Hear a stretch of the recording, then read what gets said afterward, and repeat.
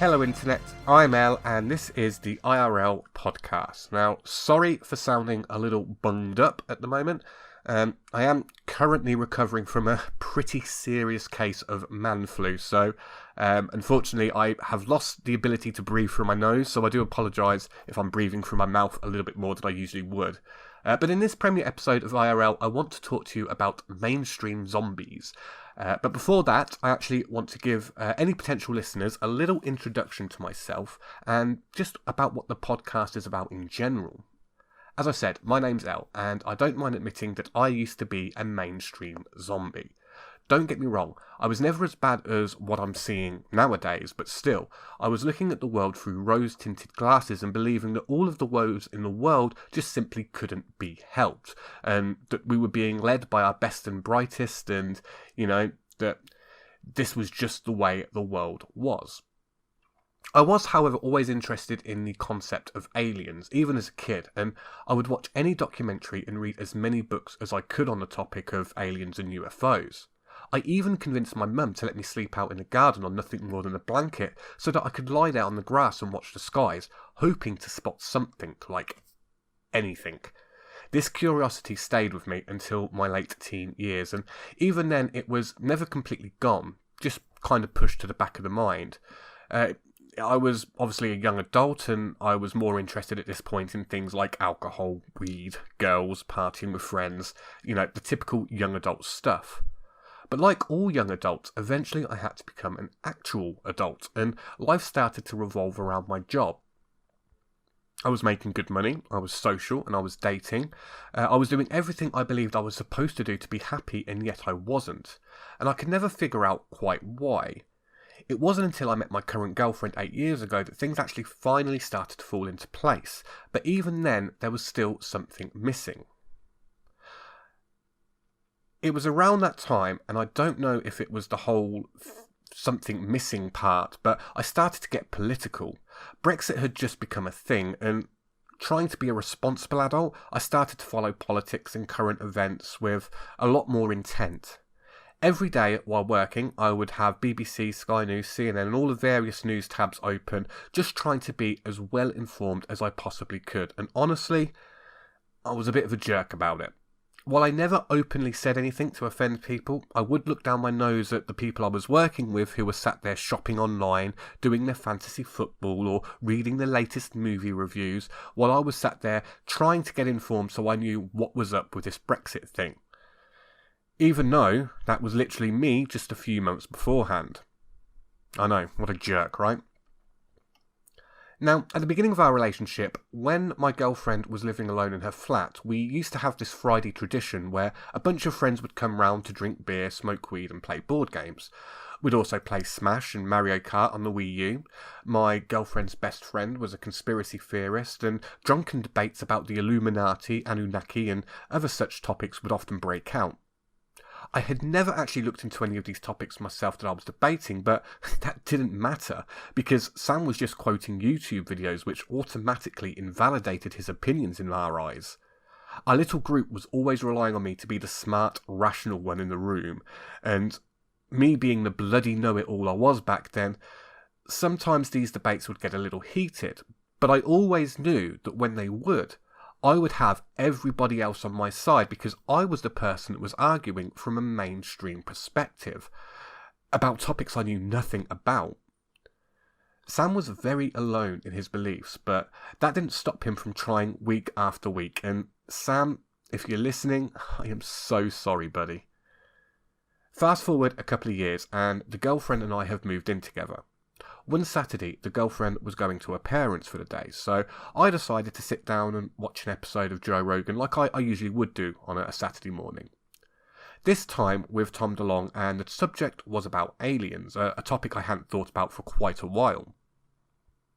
I was intrigued afterwards watching his To the Stars presentation, and by the time the girlfriend had got home, I was deep into the rabbit hole. I probably scared her at the time, in hindsight, but God bless her, she was so supportive and even went on Amazon wishlist and brought all the books I wanted to read. But this was my red pill nexus. one thing led to another, and before I knew it, I was looking into topics like the Illuminati, the Rothschilds, the Anunnaki, all of the things I once claimed were fake conspiracy theories. And I was even looking into conspiracy theories I'd never even heard of, like the Titanic being sunk on purpose to kill a rival bank owner. I had become a research whore, desperate for knowledge. Visits for Sam went very different after this point, and this is why I say all roads lead to Rome, because although I started out on aliens, Sam actually started out by wondering where money comes from and how the whole financial system works. Regardless of how different and far apart these topics seem to be from one another, we both ended up researching the exact same topics. This is a pattern I've noticed with all of my new conspiracy theory buddies. We're all pissed off about the same things, but we all got there from very different starting points. It doesn't matter if it's aliens, money, the Illuminati, or just simply being skeptical of everything we're seeing currently with the COVID situation. Now, no longer did we argue. Instead, the conversations would be like, oh, hey, did you hear about Nathan Rothschild and what he did at Waterloo during the French Revolution? Yeah, man, did you hear about this? And where I was once arguing about things I had no real comprehension of, we were now agreeing. I could hold a conversation on fiat currency and the banking cartel, and likewise Sam could hold a conversation on aliens. Regardless of what conspiratorial rabbit hole you seem to dive into, you're always going to end up seeing the same names pop up again and again, and the same topics. Because you soon learn that everything in this world comes down to one of two things: money or control. Honestly, if I could go back and slap 27-year-old me in the face, I probably would, but saying that, I'll probably go back and slap myself at many points during my younger years, but then who wouldn't? Anyway, this leads me to why I wanted to start this podcast, because although I've only been at this for about 5 or 6 years or so, in that time I have noticed such a rapid decline in the quality of public debate. And just like watching a single podcast open my eyes, hopefully I could do that for someone else. The divides in our society seem to be growing at an exponential rate, especially on the political side of things. Increasingly, I've observed people's opinions being formed not by having an understanding of the topic, but rather by political beliefs. And we see this with the vaccine currently, as most leftists seem to be very pro-vax, while people on the right are sceptical. We're seeing an increased use in labels as well to pigeonhole people into particular ways of thinking, and we are more tribal than ever. The world is going down the shitter. But instead of people pointing fingers at the people that are leading us down the shitter, we're pointing them at each other. Indisputable facts are being labelled as conspiracy theories, and it baffles me that instead of people wanting to absorb more information, they seemingly want to limit the flow of information to ensure that everyone thinks like they do. They can't have differing opinions from the mainstream groupthink, or else you risk cancellation. This applies to both sides of the political spectrum. I mean, for example, if you don't agree with Drag Queen Story Hour, you must be a transphobe and hate everything that's LGBT. Or, if you agree that abortion should be legal, well then you're a godless libtard destined for hell. The nuance in political discord has all but evaporated. Both sides have given up on each other, and with the way things are heading, I don't see any chance of improvement in this regard. In fact, it looks to me like things are just going to get worse. The way I see it, a large part of the problem here is what I call the lizard people problem. Now, remember that cocky, self-assured 27-year-old L I was talking about? He used to argue on topics he had no idea about and defend himself with rebuttals like, well, if that was the case, they wouldn't be able to cover it up. Someone would have blown the whistle by now. And relying on the support of other blue-pilled friends to outnumber Sam and win the debate. This is what I call the lizard people problem. And this is the lizard people problem in action. Let me explain. Many people, younger me included, hold this misconception that anything you can label as a conspiracy theory is automatically false. But I've come to learn anything that doesn't fall into the pre-approved mainstream line of thinking is actually considered a conspiracy theory, and that, I find, is a dangerous precedent. Because conspiracy theory doesn't mean fake. Okay, so yes, it may mean fake, but more than likely, a conspiracy theory is just something that the establishment isn't willing to admit to yet. And we have countless examples of this, such as the Gulf of Tonkin, MK Ultra, Operation Mockingbird, just to name a few. I mean, bloody hell, even the gay frogs thing turns out to be true. So first and foremost, please get this idea that conspiracy theory means fake. Just get that out of your head. Increasingly, we're seeing the powers that be, whether it's government, mainstream media or big tech, are doing everything they can to silence dissidents. Like the fake war on terror, the establishment is currently fighting a fake war on false information, and it seems to me that under this guise, people are accepting it. Rather than being upset they're supposedly too dumb to think for themselves, people are welcoming this corporate interest in limiting the information they have access to. They are actually begging big tech to censor opposing information so that everyone will just think like they do. For the record, I don't believe the lizard people thing, but I have looked into it, and if needed, I can actually hold a conversation on the topic.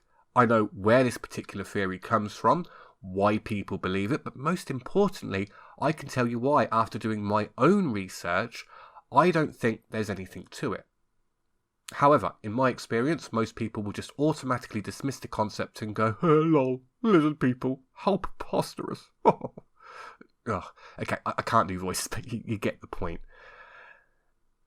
They won't listen, and they don't care. They have no idea what the other person believes in, and they just don't give a damn. They will reject it because mainstream groupthink says it's a fake conspiracy theory. And that's all they need to know, and that's a problem. A lizard people problem. At the time of recording, an hour ago, YouTube just announced that it was going to start to ban anti-vaccine videos, and it's something I actually plan to test in the next episode of IRL. Admittedly, I haven't looked too much into it as of yet, so I'm not 100% sure on what YouTube is going to deem as anti-vax content, but that's not really what scares me. What scares me are the comments I've been seeing on social media, because there are people praising this decision. They are rooting for the censorship. I'm even seeing political Twitch streamers, like popular political Twitch streamers, saying they don't care about other people's freedom and that they don't care about their concerns. They want to forcibly vaccinate people. And unironically, these are the same people that claim to be anti-fascist. These people don't care about what the skeptics are worried about, or even if it's something they should perhaps be worried about themselves. They have the mainstream media behind them, so they believe they've automatically won. All they care about is limiting your ability to access information so that you think like they do. That's what they care about. And it's no different from me not listening to my friend Sam all those years ago. So this too is a lizard people problem. Quick sidebar actually on this. It's these same YouTube and Twitch political pundits I see that are heavily into the idea of socialism. And just as an example, people like Vosh and I think his name's Hassan or whatever, these guys are supposed to be very anti-establishment and, fuck the millionaires, fuck the billionaires, but they suddenly seem to be very happy to let the billionaires become richer while the poor lose their livelihoods through lockdowns, and are more than happy to let these billionaire, corporate interests control what information they can consume. And it just baffles me that they cannot see this hypocrisy. Now, I actually have a couple of guests lined up, one of which we plan to dive deeper into the concept of, the mainstream media or conglomerate media, and where our information comes from. So I'm not going to linger too much on this. But to get back on topic, in relation to this, people are losing their ability to debate ideas that they don't agree with. I used to think this issue was limited to just the pillocks, that I'd meet on social media, and that the reason they was acting that way was just because of the nature of social media and how political discord works there. But sadly, I have actually lost a lot of real life friends because I've been posting information they didn't like, and instead of presenting counter arguments, they just block me and then shoot me evil looks when they see me in town before ducking into a shop to avoid me. And that's a true story. But the point I want to make right now is that, okay, as an example, let's talk about vaccine passports.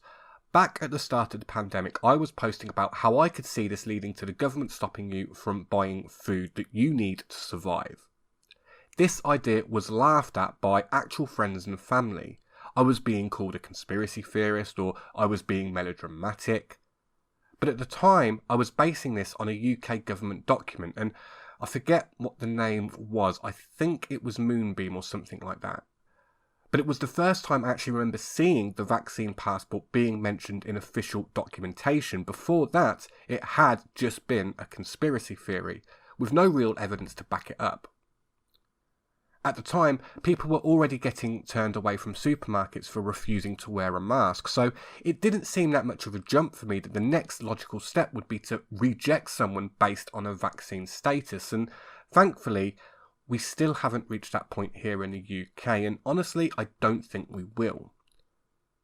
But when I originally posted that document to social media, I wasn't saying to my friends and family, hey, look, this is what's going to happen, but more, this is alarming and we should kind of be pushing back on this type of thinking because they are now pushing for similar ideas. I mean, no vaccine, no job, and no job, no way to pay rent or buy food.